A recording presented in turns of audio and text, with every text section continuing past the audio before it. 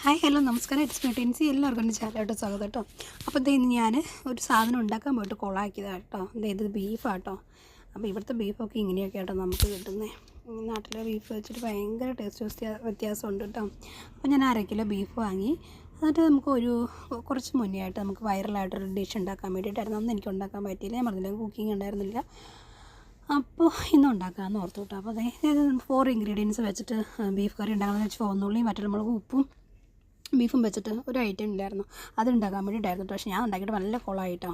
എന്നിട്ട് ഞാൻ സാധാരണ ബീഫ് കറിയിലോട്ട് മാറ്റിയത്. അപ്പോൾ ഞാൻ ചുവന്നുള്ളിയും ഞാനിത് ആദ്യം തന്നെ ഇച്ചിരി ഇഞ്ചിയും വെളുത്തുള്ളിയൊക്കെ ചതച്ചിട്ടുണ്ടായിരുന്നു കേട്ടോ. എനിക്കറിയാമായിരുന്നു കാരണം ഇത് കൊളാവുമെന്ന്. കാരണം വെച്ചാൽ എനിക്ക് അത്രയും മുളക് ഇഷ്ടമല്ല. അവരെങ്ങനെയാണ് ആ മുളക് വാരിയിട്ട് ഈ കറി കൂട്ടണതെന്ന് എനിക്കറിയത്തില്ല കേട്ടോ. കാരണം വെച്ചാൽ അത്രയും മുളകൊക്കെ ഇട്ട് കഴിഞ്ഞാൽ പിന്നെ എരിവിൻ്റെ ടേസ്റ്റ് മാത്രമല്ല. കാരണം ഞാൻ കഴിച്ചിട്ടില്ല, അതുകൊണ്ട് എനിക്ക് പറയാൻ പറ്റില്ല.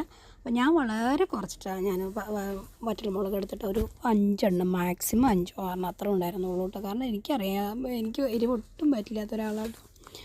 അപ്പോൾ എനിക്കറിയുന്ന കൊളാവും, ടേസ്റ്റ് അധികം ഉണ്ടാവില്ലെന്ന് എനിക്കറിയാം. അതുകൊണ്ട് ഞാനെല്ലാം സാധാരണ നമ്മുടെ ബീഫിൻ്റെ എല്ലാം അങ്ങ് ചതച്ചിട്ട് കൈ കൊണ്ട് നന്നായിട്ട് തിരുമ്മി എടുത്തിട്ട് കുക്കറിൽ വെച്ചിട്ട് ഒരു 3-4 വിസിൽ അടുപ്പിച്ചിട്ട് എന്നിട്ട് എടുത്തിട്ട് എനിക്ക് ഒട്ടും ഇഷ്ടമായില്ല. അതിൻ്റെ പ്രകാരം ഞാൻ മുളക് പൊടിയും നമുക്ക് ബീഫിന് ചേർക്കുന്ന നമുക്ക് പൊടികളുണ്ടല്ലോ, ഗരം മസാല, മഞ്ഞൾപ്പൊടി, അതെല്ലാം ഞാൻ ചൂടാക്കി സാധാരണ ബീഫ് കറി എടുത്തു കേട്ടോ. ഒരു കറിയിൽ നിന്ന് തുടങ്ങി അടുത്ത കറിയിലോട്ട് പോയിട്ടോ. ബീഫ് ഉണ്ടെന്നുള്ളൂ. എനിക്ക് എങ്ങനെയാണ് ആൾക്കാർ കൂട്ടുന്നത് എനിക്കതല്ല. ഭയങ്കര എരിവാവില്ലേ. ഇത് തന്നെ ഞാൻ 5-6 മുളക് ഇട്ടിട്ട് തന്നെ എനിക്ക് നല്ല എരിവുണ്ടായിരുന്നു എൻ്റെ കറിക്ക്. അത് എങ്ങനെയാണ് അവർ കഴിക്കണേന്ന് അറിയത്തില്ല.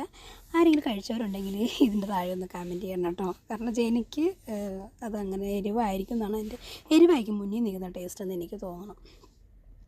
പിന്നെ എൻ്റെ കയ്യിൽ 1/2 കിലോ ബീഫും ഉണ്ടായിരുന്നുള്ളൂ കേട്ടോ. ആ 1/2 കിലോ ബീഫിനാണ് ഞാൻ 6 മുളക് എടുത്തത് കേട്ടോ. എന്നിട്ട് നല്ല എരിവുണ്ടായിരുന്നു. അപ്പോൾ ഇതേ സാധാരണ ബീഫ് കറി ഞാൻ ആക്കി എടുത്തിട്ടുണ്ട് കേട്ടോ. എന്നിട്ട് എൻ്റെ കൂടെ ഞാനിപ്പോൾ എൻ്റെ കയ്യിൽ ഫ്രോസൺ പൊറോട്ട ഇരിപ്പുണ്ടായിരുന്നു. അപ്പോൾ ഞാനതെടുത്ത് അതിൻ്റെ കൂടെ കഴിച്ചു. നല്ലതായിരുന്നു കേട്ടോ. ഓക്കെയാണ്. വലിയ വാവെന്ന് പറയേണ്ട ടേസ്റ്റൊന്നും ഇല്ലായിരുന്നു. ഓക്കെയാണ്. അപ്പോൾ അത് ചൂടോടുകൂടി ഞാൻ എടുത്തിട്ടുണ്ട് കേട്ടോ. എൻ്റെ കൈയൊക്കെ പൊള്ളി. പിന്നെ ഞാൻ പറയുന്നത്, ഇതുപോലെ ആരെങ്കിലും ഉണ്ടാക്കിയിട്ട് കൊളമായിട്ട് പോയിട്ടുണ്ടെങ്കിൽ കമൻറ്റ് ചെയ്യണേ. പിന്നെ ഞാൻ ഈ വീഡിയോ ഇട്ടിട്ട് ഞാൻ 2ാമത്തെ വീഡിയോ ഇടാൻ തുടങ്ങി. പിന്നെ എനിക്കൊരു 3-4 സബ്സ്ക്രൈബേഴ്സ് പുതിയൊരു വന്നിട്ടുണ്ട്. അവർക്കെല്ലാം വളരെ നന്ദിയുണ്ട് കേട്ടോ. വീഡിയോയുടെ ആദ്യം പറയണമെന്ന് ഓർത്ത്, അന്നേരം ഈ ബീഫ് കറി ഇങ്ങനെ കൊള്ളായതുകൊണ്ട് മൈൻഡ് അങ്ങനെ ആയിപ്പോട്ടോ. അപ്പോൾ എല്ലാവർക്കും നന്ദി. അപ്പോൾ പുതിയ ആരെങ്കിലും കാണുന്നുണ്ടെങ്കിൽ എൻ്റെ വീഡിയോ ഒന്ന് സബ്സ്ക്രൈബ് ചെയ്യണം, പിന്നെ ലൈക്കും ചെയ്യണം കേട്ടോ.